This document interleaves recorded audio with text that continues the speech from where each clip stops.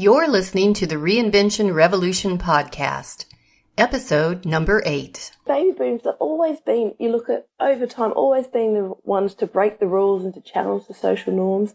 And so I think, why should that be any difference in retirement? Why do they need to retire in the traditional sense of the word, which is kind of kicking back and taking it easy, if they're excited to be doing something else? Remember that old Clairol ad that said, 40 isn't fatal? Well, guess what? Neither is 50 or 60 or 70 for that matter. After decades of putting others first, now it's your time to pursue the activities that make your heart and spirit soar. You're nowhere near ready for the rocking chair. Come on, you're ready to rock it. You're ready for a reinvention. So I invite you to pour a glass of your favorite adult beverage and sit back and listen to conversations about how life should be after 50. Join me, Deanna Fenton, as we explore what lies ahead with the Reinvention Revolution through stories of inspiration, humor, and hope, with a sprinkling of how to just get shit done along the way. It's time to reinvent yourself and your life. Become part of the Reinvention Revolution today. Well, hello, everybody. This is Deanna Fenton, your host for the Reinvention Revolution Podcast. And once again today, I've got a fantastic guest to talk about our whole concept of what does retirement mean today? Because, of course, people that are retiring today tend to be the switched on, active, and they know that they have a whole lot of living left ahead of them. Retirement is no longer a couple of years kicking back in a recliner watching Wheel of Fortune. And so the question that many baby boomers grapple with are, what should I be doing with my time? And is retirement really what I want? With a strong background in organizational psychology and change management, my guest today, Megan Giles, retirement transition consultant, is passionate about ensuring that people get the most out of this time of life after work in a way that is responsive to their ideals and goals. Now, for some, this means retirement in the traditional sense of the word, whereas for others, it's an exciting opportunity to pursue the work that truly drives them or to launch a new venture. Megan is a highly skilled facilitator who delivers practical, engaging, and action-focused workshops and one-on-one planning sessions, which enable participants to walk away feeling empowered and armed with fresh information and the tools to create a next chapter they will love to live. Well, Megan, thank you so much for joining us today. I'm just really excited to hear about you and what you do in your business. And we had a little struggle to schedule this with conflicting schedules and neighbors with pools going in, but glad you're here today, and I'm really looking forward to our talk. Yeah. Oh, thank you, Deanna, and I'm absolutely thrilled to be here as well, particularly to be, given that it is quite a new podcast. I love it. I love the Reinvention Revolution. I think it's a really exciting thing to be a part of. Oh, great. Well, thanks so much. So I want to just dive in and have you explain a little bit about your business, how you got started, and what it is that motivates you to be supporting. You support both men and women, but primarily women stepping into retirement. Yeah, absolutely. So I do. So I support women and men to successfully transition to retirement. And what's really important to me is creating that retirement that they'll love to live. So by that, what I do is I help them to find their purpose, and therefore retirement that's going to be fulfilling, meaningful, and gets them out of bed, gets them excited each and every day. And I guess how I came to be working in this space is that I've got a background in organizational psychology. So spending a lot of time, I love working with people and organizations around leadership, team development, change management. And in doing this, there were two things that became glaringly obvious to me over the past few years. The first was that the face of retirement is changing. So the people who are now approaching retirement, they tend to be healthy, active, and have a whole lot of living ahead of them. So retirement's no longer, a couple of years of ill health, kicking back in the recliner and watching Wheel of Fortune or something like this. These are people, they've got great ideas and energy, and they want to make a meaningful contribution to the people and the community around them. And I can see, that's something we need to harness. And then the second thing I found is that we spend all of this time at work planning. We'll be there and we're contributing to strategic plans or operational plans or business plans, you name it, and all for other people. But we spend so very little time actually planning for our own number one asset, and that's ourselves. And interestingly, there's research out there that shows people spend more time planning for a 4-week holiday than what they do for 20 to 30 years in retirement. So that's where I'm like, we need to do something in this space, and I'm excited to work with people to help bring those ideas and dreams that they have for retirement to life. And see, isn't that amazing? Because it's very true. People are planning their vacations, that type of thing. And I noticed on your website, then you even made the comment, but they're not planning for what they're going to do after they unpack their bags when they get home. Yeah, exactly. And, that's often the one thing when people, they came down to the retirement, they think, great, we're going to do this fabulous cruise or this big trip and we'll head through Europe. And that's fine. And it's exactly that's what happens after you've unpacked your suitcase, you've shown your photos to a few people. What's next? And it can be, I guess, a little bit of a letdown there. And with that, I guess, also, so what I do with a background in organisational psychology is that I know that without a doubt, robust, informed financial planning is absolutely critical in that it gives you the greatest flexibility in how you live your life after work. But that's not the only piece of the puzzle to consider. And what is really important is thinking psychologically and emotionally about what retirement's going to look like. So it is how you're going to spend your days, what's going to be meaningful, what's going to light you up, who you're going to spend your time with as well. Well, and I wonder too, because since you work with men and women, do you see big differences between the sexes in how they're approaching this time in life, or are they the same, or what are some of the differences in how they're looking at this? Because they're looking again at maybe 20, 30 years that they have left to spend, and how are they going to spend it? Yeah, exactly. And the big thing that I noticed, well, particularly for women, what is interesting is that the baby boomers, so people who are approaching retirement at the moment, these women are the first as a group to be retiring in and of themselves. So they're not retiring with their partner who's retired from their career.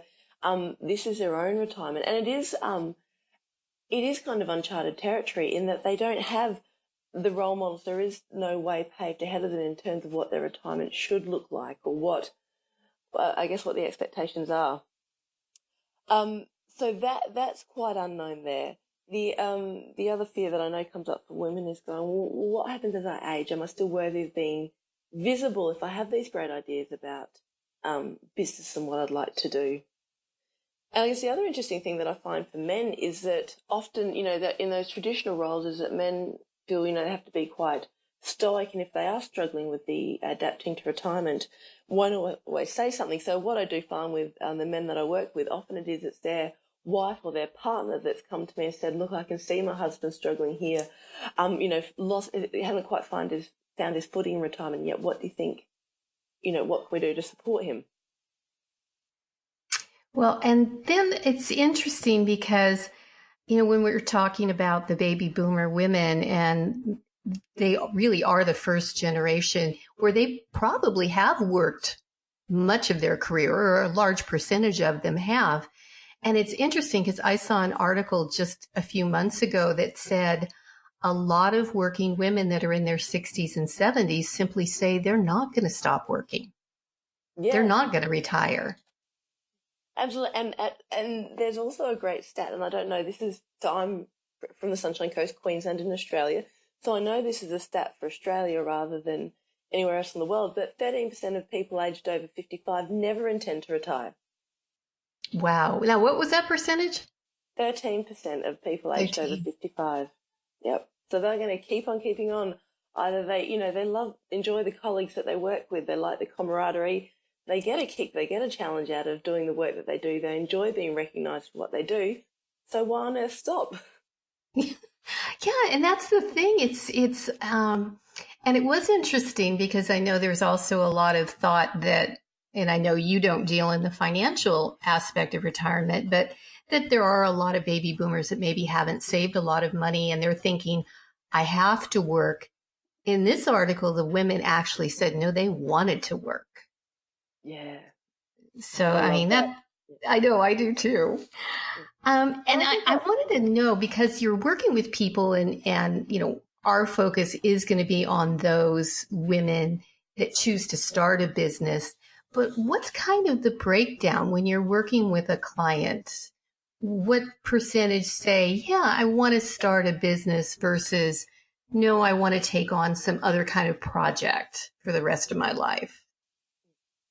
And I think in terms of wanting to start a business versus some other project, it's probably about 70% with some other project, about 30% wanting to work.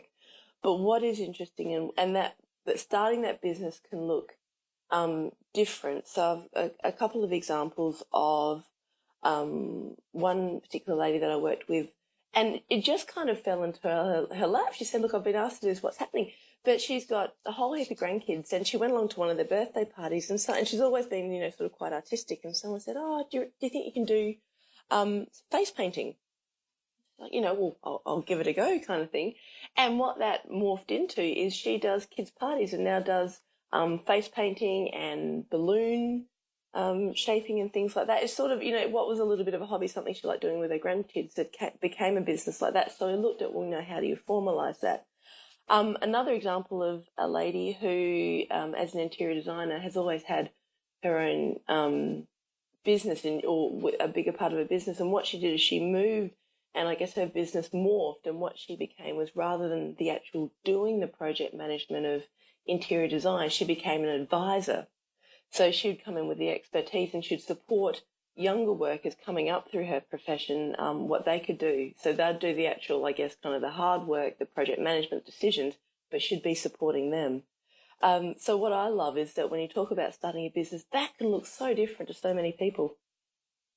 Yeah, and that's the thing, because some of this is work that's satisfying, but it doesn't necessarily take over their whole lives. I mean, it could be something that's sort of part-time too.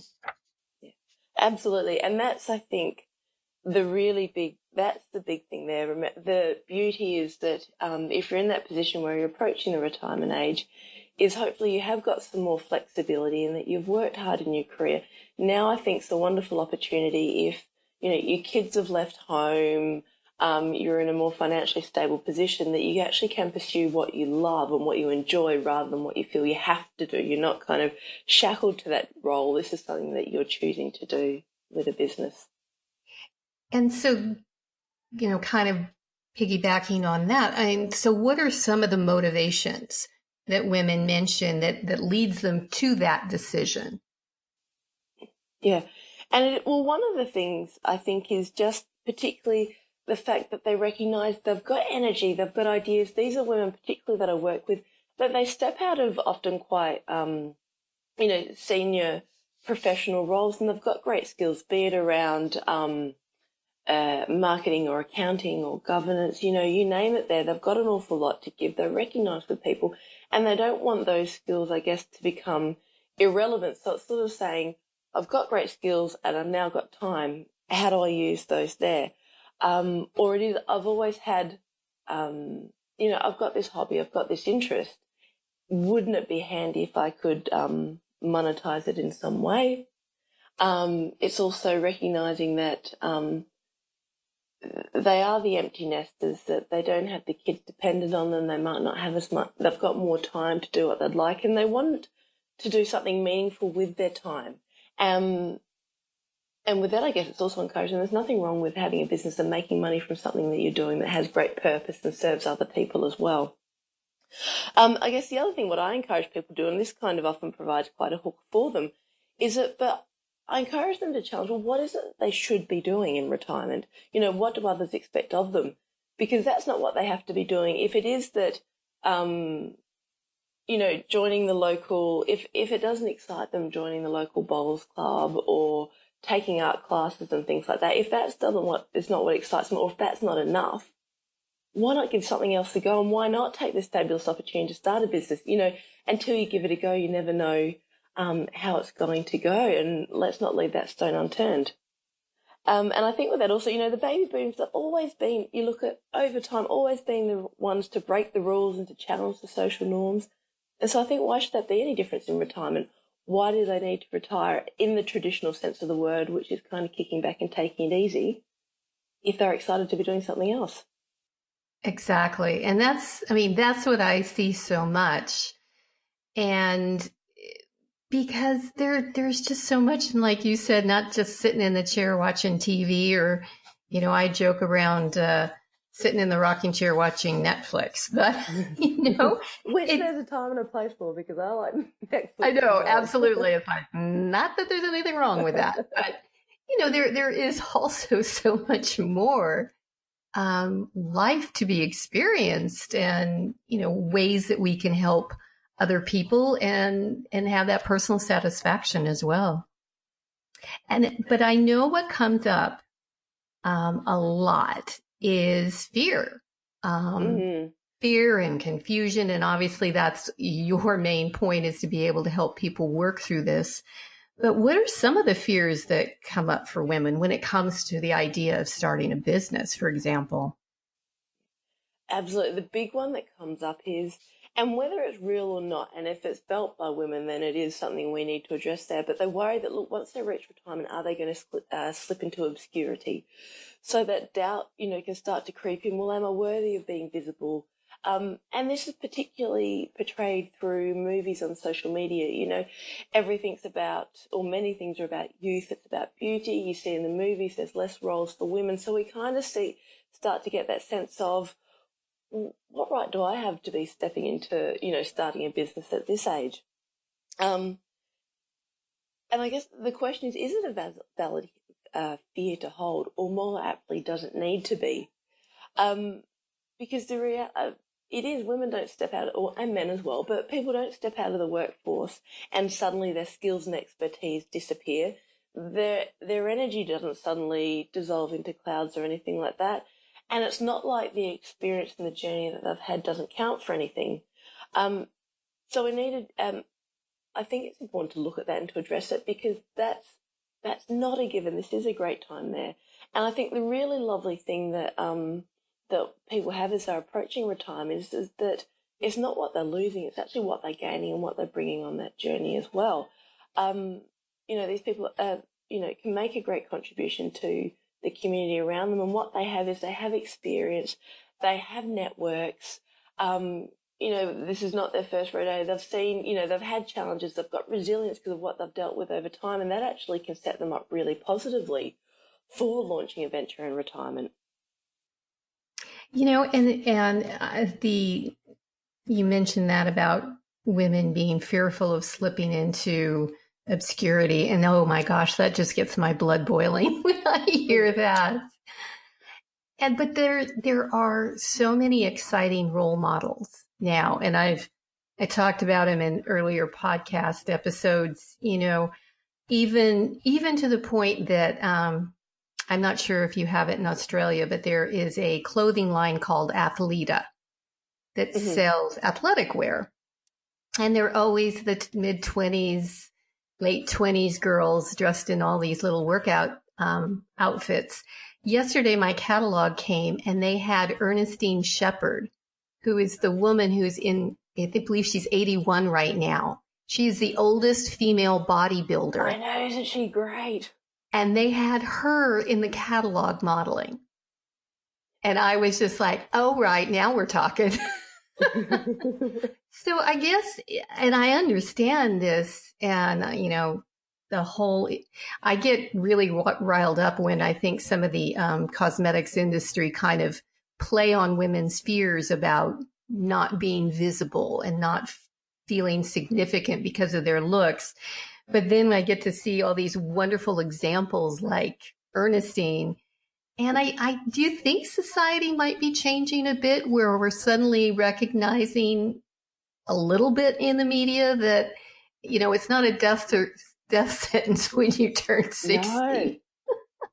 And that's it. And I challenge any of your listeners there, when you think about the stereotype of the retiree, which is, the rolls in the hair, the grey hair, the sitting on the front porch, rocking, watching the world go by. I bet when they think of that, they go, that's not me.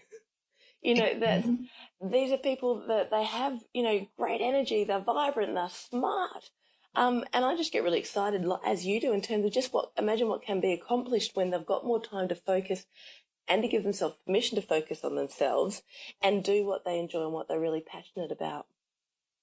Well, and I wondered, do you run into clients where maybe the wife is more eager about, I've got all this time ahead of me and I want to do something and I want to feel satisfied, but maybe the husband doesn't, or vice versa for that matter, where one partner, is ready for the rocking chair and the other partner's like, heck no, there's a lot more life to live.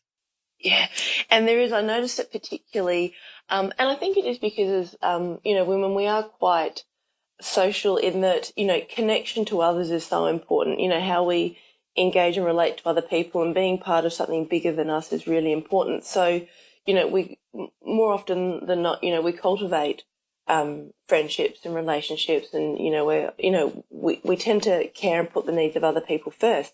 So women, when they get to that point of retirement, have spent a lot of time. They have a good social network around them. Whereas, and this is not for everybody, but it is quite typical that men, often with more of a focus on career, have gone, right, focusing on work, get to retirement and go, oh goodness, what else is there? So with that, I think what I do find is that women step into retirement and often what they do have is a lovely busy social life. They've got a calendar that's jam-packed of catching up with different friends and doing different activities. And so what they can find is that their husbands or their partners can feel a little bit left behind and can even get a little bit, resentful that they see, and make what can suddenly, quips like, oh, there goes my wife again, off to do something else, or never has any time to be at home with me. And that's where you can get a little bit of discord in a relationship coming through. And so I guess with that is what I encourage people to do, and particularly, and I was thinking, what would be the tips or what advice would I give to women looking to start a business in retirement? And one of those tips would be involve your partner in your planning in terms of letting them know, well, what are you looking to do? What's the work going to involve? What will it look like on a day-to-day basis? And think about, well, what's going to be your time to focus on that, what you do independently, and what are you going to do with them as well? So they're actually a part of the journey. They understand where you're coming from. So I'm more likely they understand it. So I'm more likely to support your venture as well. That makes perfect sense. Because they're in it together regardless. So yeah, so you need to kind of include the partner in the planning. So what other kind of advice do you give them? I mean, and does it matter if they're in their 50s or 60s or 70s for that matter?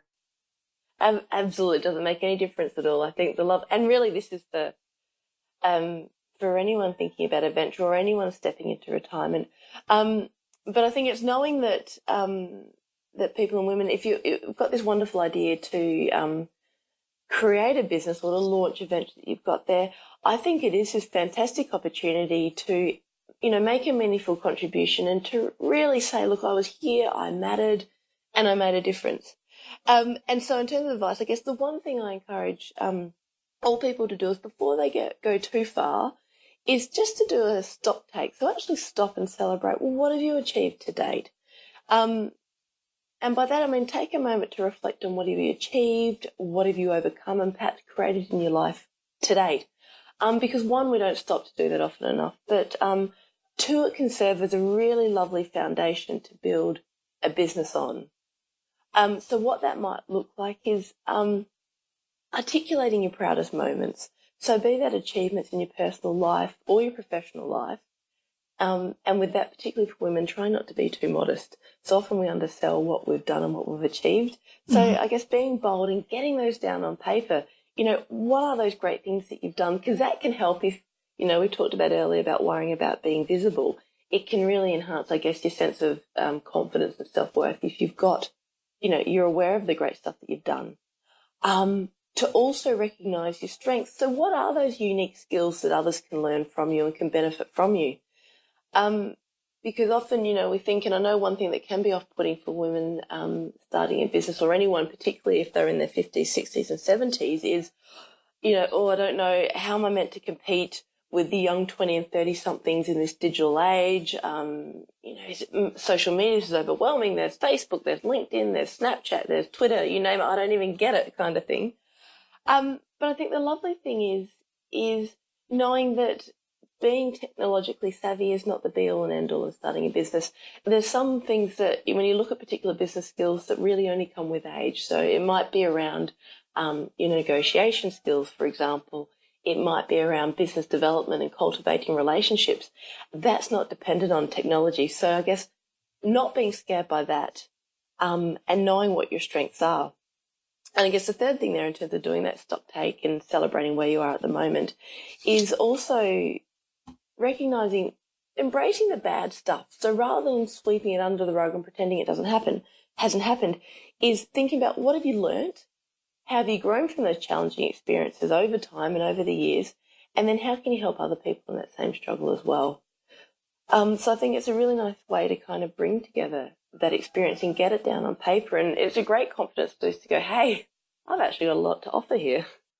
Well, and what I think is important, and this is coming out more and more in marketing today, is that people want to hear stories. They want to hear about other people's journey. So I think the more that we document these things, and then, documenting the successes, but also probably the failures and the lessons learned, that is so compelling when you're in business because you have these stories to tell.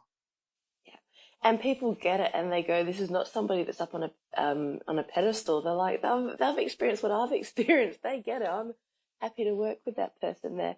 And I think it's a lovely thing, because I was listening to one of your earlier podcasts, and you talk about Simon Sinek and the Know Your Why, and what people, what appeals to people and why they buy and they purchase from you in business. It's not just what you offer, but it's why you do what you do as well.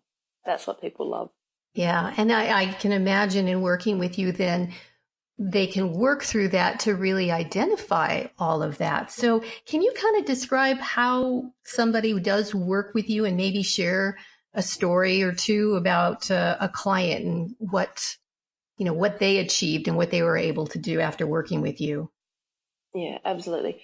So often when people come to work with me, one of the, I think the big challenges that they find is that they know they want to do something with life after retirement. They want to have a meaningful impact. If they do, it's about starting a business. They know there's something there, but they're really not sure where to start. And the challenge is often, particularly for women, that they've spent so many years focusing on their career and looking out for other people. So be that their children, their grandchildren, perhaps it is caring for elderly parents. Life is busy, and they've just simply forgotten what they like doing, what they enjoy. They just draw a blank. If you ask them, and I can think of one particular lady, she said, you name it, I can tell you exactly what the dreams of aspirations of my kids, my grandkids, my parents are, and heck, I'd do anything for them, but I've got no idea what that is for me. Wow. And it's just, I think that's the reality. It's just life is busy, and particularly as women, we spend, our nature is we tend to put the needs of others before our own. We look after and we check in, is everyone okay? And we're kind of the last one that we pay attention to. So I know where that's come from. So what I tend to do, and one is that starting point is going, well, look, where are you at the moment? Let's take that stock take and look at where you've been. But let's think about where you might be going and spend some time focusing on purpose. And I think the nice thing is that retirement's going to look and feel different to everybody. So there's no rule book for retirement. There's no one way of how it should or has to look. So we work through some questions, thinking about things. Well, what is it that lights you up? What is it that gets you excited, that gets you passionate or gets you riled up, particularly for yourself, thinking about, who are the role models out there? How do we, challenge what older women look like and what they do and what they contribute? To think about what they enjoy doing, and even if it's not what they enjoy doing now, what is it going back? What did they used to enjoy doing? What is it, when they were the younger, maybe before kids? How did they love to spend their time there? Or what is it that they like to do? It might be that thing. I was talking to a lady the other day, and she said, and this is not necessarily about business, but she said, I'd like to learn to play the saxophone. I insisted that my husband buy me a saxophone 20 years ago. And it's been sitting in this case all that time. And she's like, the one thing I really want to do is learn to play the darn thing. Hey, well, I think that's a great goal too. Because now is the time. Yeah, exactly. And then also think about, and it's not just what you enjoy and what keeps you happy, because that's well and good. But the other part to think about is what gives you that sense of satisfaction. So it might be that you're not necessarily, laughing and smiling when you're doing it, but you feel good when you've done it. So is it about volunteering and helping with other people, whatever it might be, be it disaster relief, responding, that kind of thing like that. But what makes you feel good when you've done it as well? The other key question I like to ask is, one is, who do you enjoy spending your time with? And then particularly if you've got a partner there, it's, well, what are you going to do independently and what do you need to do by yourself as well? Because the last thing you want to do is to be living this retirement where suddenly where work consumes most of your working hours, you've got a lot more time together. You don't want to be living out of each other's pocket and trying to get away from each other. So knowing that you've got things to enjoy by yourself as well as with them that you actually enjoy doing together. And I think how that translates nicely into thinking about launching a venture in retirement is knowing, if you want to do that with someone else, who is the right person and who's going to have a good fit for a business, because it's not worth losing a friendship over a business. So thinking about just simply because someone's your best friend, I don't think that's a good enough reason to go into business with them. The kind of things you want to be thinking about is, how would you work together? What are the skills you each bring to the table and how do they complement each other? Are there going to be any glaring gaps that you can't address or you need someone else to be helping with there as well? And I think that's, yeah. Well, do you find, are there many husbands and wives that want to explore starting a business together? Or is it more the wife wants to do their own thing, kind of? Interestingly, that's a good question. I'm not sure. I haven't worked with or spoken with anyone is sort of in the business sense that they have looked at going into business together. So I'm not, so I actually can't comment directly on that. But I think, so be it your significant other, so be it your husband or your partner, or be it, be it a friend or someone like that, I think what's worthwhile doing is setting the ground rules in terms of knowing, being really clear on what's work and then what's the personal, what's the fun stuff, and being able to create a divide against that and thinking about how you're going to communicate together. So, if you're concerned about something, if there's a challenge, if you can see that if they're your business partner, if maybe there's something we need to be doing differently, how can you have that conversation in a strength-based way, which is not that, that's my husband having a dig at me, or that's them getting personal. How do you have the conversation in such a way that this is for the business and all this is feedback to help us achieve our goals? Yeah. And do what we want to be doing in business as well. But I think with all of that stuff, and I'm sure as what you say as well, get this stuff sorted early, and it might seem like a bit of overkill. We'll be fine. Why do we need to talk about this stuff? Address it so when it does come up in the future, you're both in a good position to sort it out. Absolutely. Yeah, it's always best. And I agree, whether it's your partner or your best friend, just because you have that relationship doesn't mean you're going to be a good business partner, a good fit to work together with them. So do you have some specific stories of some women and what they've gone on to accomplish? Yeah. So I've got one particular example which I thought might fit in quite nicely with today. But it's a lady who now has a personal image business. And so what it is, she had a long and a very successful career in recruitment. And so appreciated that how you dress can influence your first impression in an interview. But more importantly, can influence how you feel and how you carry yourself. Mm. And for women as they approach the age of retirement, there is this big change. There is a change to identity as you step into retirement. And so it is important to feel really good within their own skin. And so for this lady, I guess you could say she had an amateur interest in personal image, in that she was the person that friends always seemed to come to for style advice. You know, I've got this dinner I need to go to, or I've got this interview, or I'm meeting this new person. You know, what do you think I need to do? What's going to look good? What's appropriate for my age? What shoes go with this? Can I borrow your necklace? That kind of thing, like that. And so from that, she decided, you know, it's that thing, you know, give it a go and let's see what happens, but decided to try and create a business around that. And what she chose to do was to focus on people approaching retirement, and primarily for her target market was women, and helping them to go from a corporate wardrobe, which is filled with suits, with, you know, high heels, often, you know, dress for, you know, to make a difference, to more of a relaxed style after work. So they don't necessarily want the suits, but they still want to look smart. So it's not about becoming daggy. They still want to look good, and reflect, I guess, how they're feeling. You know, it's that energy and everything that they've got on the inside as well. So for her, the challenge was, one, becoming known for what she does. So most of her work comes through word of mouth, a little bit of some networking and some online presence. So it was about the stuff that we did together, was becoming confident, looking at what this great value is that you have to share, crafting a story around the journey and what brought her to where she is. And then also, and so she feels confident to portray herself as the expert, particularly online, getting comfortable with posting and having some visibility there. But also coming back to remembering that she was retiring.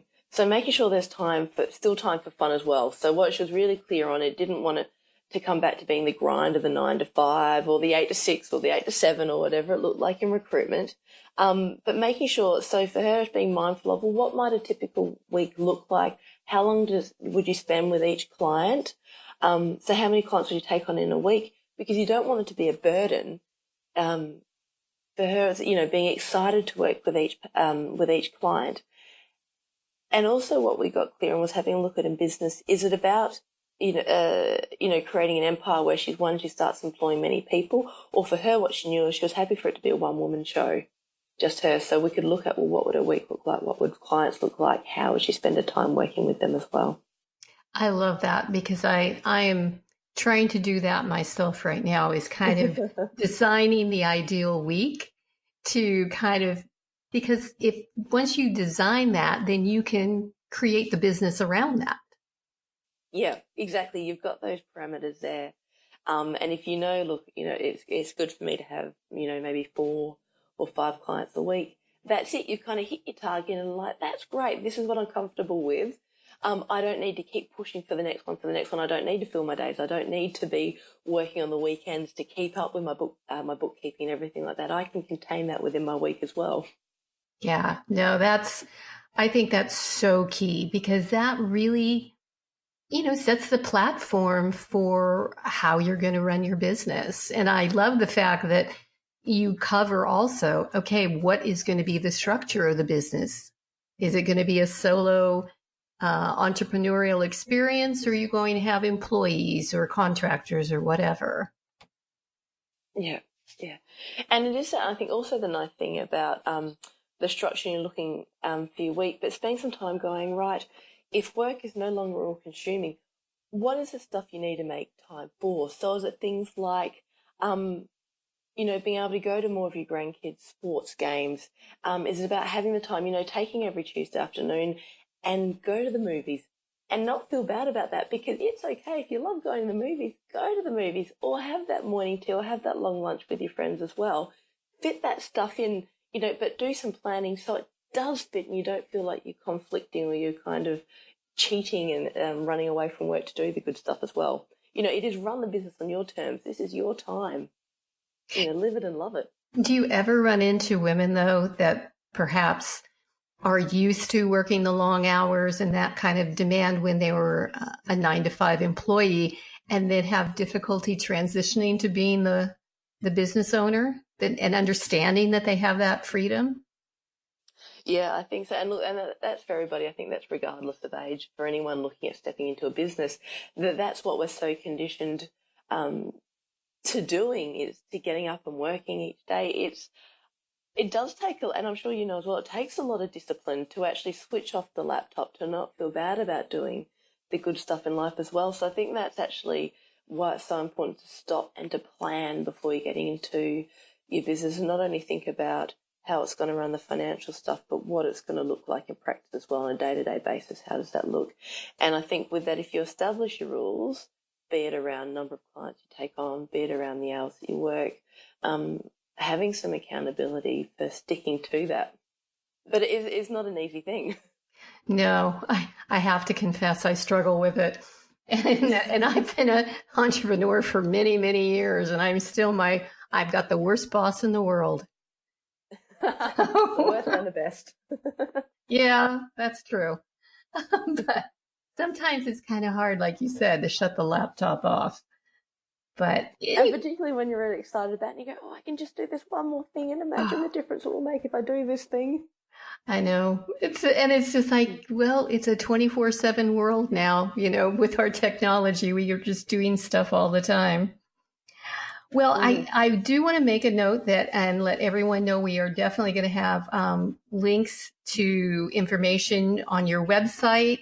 And I know you've got some great resources on your website. And there's one in particular that we're going to highlight in the show notes. And you want to explain a little bit about, first of all, your website address and then some of the resources that are on there. Yeah, lovely. Excellent. Yes. So my website is megangiles.com. And you can also find me on Facebook. So if you type in Megan Giles or Megan Giles Retirement Transition Consultant, you can find me here, find me there at least.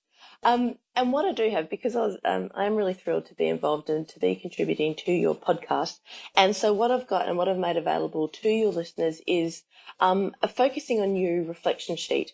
And so what that is, it's the big thing. I know it's what we talked about earlier, but the challenge for so many women is that we rarely stop. We don't stop and do enough planning for our retirement.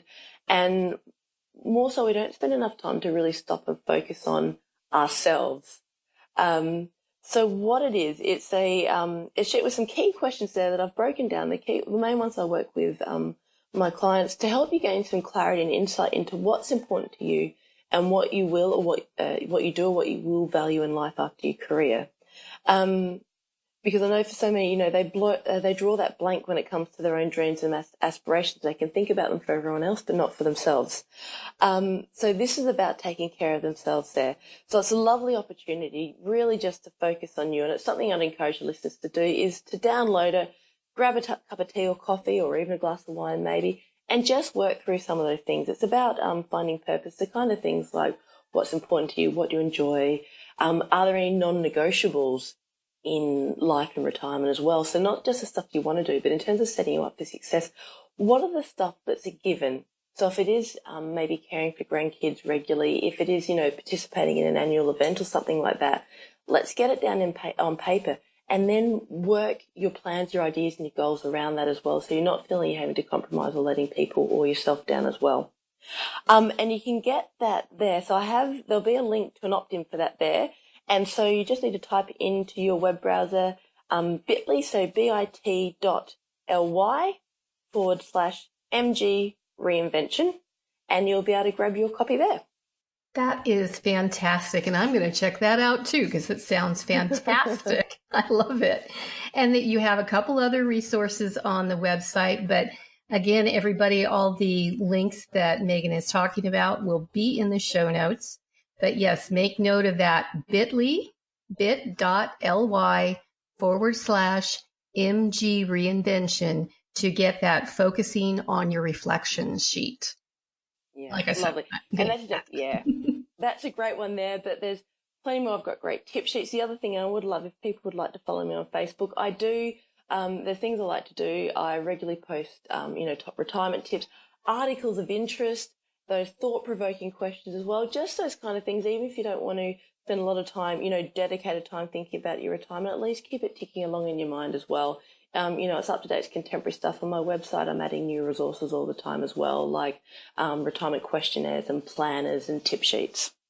Fantastic. Now, let me just ask you, since we went a little bit into the social media, do you find that women, like you had mentioned your client, she had to learn a little bit more about connecting online and doing some of her marketing.